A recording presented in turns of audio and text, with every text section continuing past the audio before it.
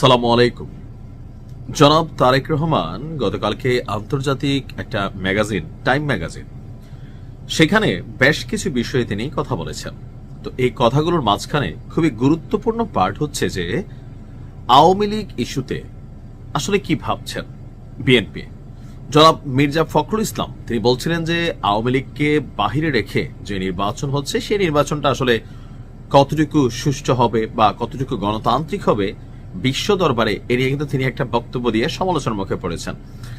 ঠিক আর একদিন পরে যখন আমরা বাংলাদেশের গণমাধ্যমগুলোতে জনাব তারেক রহমানের টাইম ম্যাগাজিনে আসা প্রচ্ছদে আওয়ামী লীগের নির্বাচন এবং নিষিদ্ধকরণ ইস্যুতে আসলে তিনি কি ভাবছেন, নিষিদ্ধ না, বিষয়টা হচ্ছে যে সাময়িকভাবে আওয়ামী লীগের কার্যক্রম স্থগিত, কিন্তু এই নির্বাচনে আওয়ামী লীগ আপাতত নিষিদ্ধ বা এখানে বিভিন্ন অঙ্গ সংগঠনকে নিষিদ্ধ করা হয়েছে। তো নির্বাচনে আওয়ামী লীগকে আসলে বিএনপি চায়।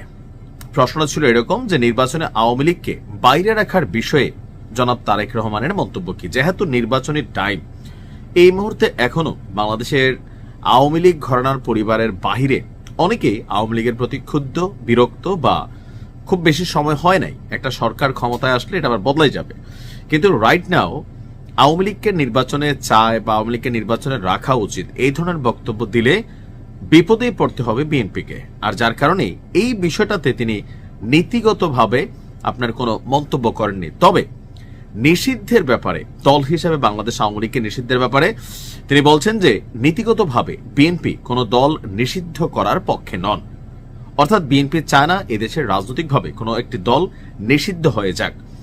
কেন চায় না? তার বক্তব্য, আজ যদি একটি দল নিষিদ্ধ করা হয় তবে কাল আমার দল যে নিষিদ্ধ হবে না তার নিশ্চয়তা কি? তবে যারা এই দলটার মধ্যে অপরাধী আছেন তাদের শাস্তির বিষয়ে তিনি আপোষহীন। এটা একটা কালচার। যেমন ধরেন আওয়ামী লীগ সরকার এসে জামাতের রাজনীতি নিষিদ্ধ করে দিছে, তাদের নিবন্ধন বন্ধ করে দিছে, মার্কা এটা সরাই দিছিল। তো এগুলার কারণে জামাতের সাথে বিএনপির যে জোট ছিল, জামাতের নেতারা, এই যে রাইট নাও আমাদের ডক্টর শাফিক সাহেব আছেন, তিনিও কিন্তু ধানের শীষের প্রার্থী ছিলেন। তো জামাত বিকল্প ধারায় রাজনীতি করছে। জামাতকে কিন্তু আওয়ামী লীগ নিষিদ্ধ করার পরেও জামাতের জনপ্রিয়তা আসলে কমে নাই। জামাত তাদের যে গতানুগতিক ধারার 5 থেকে 7% ভোটার ঘরানার যে অবস্থানে ছিল, তো নিষিদ্ধের ফলে ভিতরে ভিতরে এই দলটা নিজেদেরকে শক্তিশালী করেছে, তারপর হচ্ছে যে সাংগঠনিকভাবে দক্ষ হয়েছে, পাশাপাশি আওয়ামী লীগের মধ্যে মিশে যেতে পেরেছে। যখন 5ই আগস্ট পরবর্তী বাংলাদেশ আমরা দেখলাম, তো সেখানে দেখলাম আওয়ামী লীগের অনেক কি পয়েন্টে ছাত্রলীগ, যুবলীগ, আওয়ামী লীগের মধ্যে অনেক জামাতের নেতাকর্মী অনুপ্রবেশ করেছিল। আর এজ এ রেজাল্ট এগুলার একটা দায়ভার আওয়ামী লীগকে বহন করতে হয়েছে যে ভেতরের খবরগুলা বাহিরে চলে আসতো। বাট 5ই আগস্টের পর জামাত তাদের রাজনৈতিক নিবন্ধন ফিরে পেয়েছে, নির্বাচনের জন্য তারা যোগ্য হয়েছে, কিন্তু যারা নিষিদ্ধ করলো আওয়ামী লীগ তারাই উল্টা এখন এক ধরনের নিষিদ্ধ অবস্থানে আছে। তো তারেক রহমানের যে বক্তব্য সেটার বিষয়টা হচ্ছে যে আজকে যদি আওয়ামী লীগকে নিষিদ্ধের পক্ষে বিএনপি কথা বলে, বিএনপিকে তারা আওয়ামী লীগ তখন নিষিদ্ধ করে নাই, বাট দলটাকে ভাঙার চেষ্টা করেছে, অনেক ধরনের জুলুম হয়েছে, এটা তো বাস্তব। রাজনৈতিক সমাবেশগুলোকে ওইভাবে আসলে করার সুযোগ হয় নাই, যতটুকু হয়েছে সেখানেও কোনো রকম আশঙ্কা দেখলে সরকারের পক্ষ থেকে নানান ধরনের প্রেশার ক্রিয়েট করা হতো। তো সবকিছু মিলিয়ে বিএনপি নিজে যে যন্ত্রণাটা ভোগ করছে, এর বিপরীতে জনাব তারেক রহমান মনে করেন যে কোনো দল আসলে নিষিদ্ধ হওয়া উচিত না। আর এটার মেইন কারণ হচ্ছে বাংলাদেশের রাজনীতি পরিবর্তনশীল। আজকে একটা সরকার আছে, ডক্টর ইউনূস আছেন, ক্ষমতা একরকম দেখা যাচ্ছে। 5ই আগস্ট বা জুলাইয়ের আগে কল্পনা কেউ করে নাই যে এরকম পরিবর্তন হবে, তো হয়ে গেছে।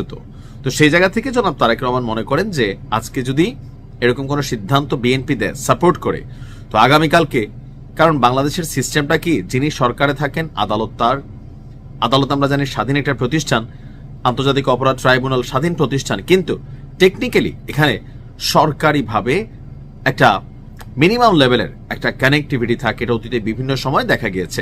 তো এই জন্য তিনি মনে করছেন যে আওয়ামী লীগের নিষিদ্ধের ব্যাপারে এখন কোনো সিদ্ধান্ত দিলে বা অবস্থান নিলে ভবিষ্যতে তাদের ব্যাপারে হয়তো বা কোনো সময় ক্ষমতায় আসলে আওয়ামী লীগ দল হিসাবে বিএনপিকে ব্যান করে দিবেন। আর এর পাশাপাশি নীতিগতভাবে তিনি এটা মনে করেন না, কারণ জামাত নিষিদ্ধ হবার পরেও জামাতকে আশ্রয় দিয়েছিল তৎকালীন প্রেক্ষাপটে বিএনপি, আর বিএনপির সাথে জোট করার কারণে জামাত যতটুকু সম্ভব আপনার মাঠে কিন্তু থেকেছে বা একটা লেভেল প্রটেস্ট পেয়েছে। আর এখন আওয়ামী লীগ নিষিদ্ধের ব্যাপারে আমরা যদি সর্বশেষ যতটুকু বুঝতে পারতেছি যে নির্বাচনী দলগুলোর মধ্যে জামাত ইসলামের অবস্থানটা সবচেয়ে বেশি শক্ত, এনসিপিও শক্ত। তো এনসিপি শতভাগ শক্ত এই কারণেই যে কখনো আওয়ামী লীগ পুনর্বাসিত হলে তাদের উপর একটা বড় ধরনের আইনি ঝামেলা পড়তে হবে। যদিও জুলাই যোদ্ধাদের ব্যাপারে গ্যাজেট হয়েছে, বাট এদেশে অনেক গ্যাজেট হয়েছে, আবার গ্যাজেট সরকার ক্ষমতা বসলে সরেও যায়। তো জামাতকে যেহেতু নিষিদ্ধ করা হয়েছে, সো জামাত অন্তর থেকে অবশ্যই তারা চাইছে যে তোমরা আমাদেরকে নিষিদ্ধ করে আমাদেরকে কোন লেভেলে নিছিলা আজকে একটু বুঝানো। বাট বিএনপির বিভিন্ন সময় যতটুকু বক্তব্য যে তারা কোনো দলকে ব্যান করার পক্ষে না। তো এইটা আওয়ামী লীগের জন্য কি ফায়দাজনক হবে? কিছুটা ফায়দাজনক হবে যখন ইন্টারন্যাশনালি এই বিষয়টা নিয়ে হয়তো ডিবেট হবে অথবা লবিং হবে। তো সেই ক্ষেত্রে হয়তো একটা বড় ইফেক্ট বা পজিটিভ সাপোর্ট বিএনপির অবস্থান থেকে আওয়ামী লীগ পেলেও পেতে পারে। দেখা যাক কি হয়। ভালো থাকুন।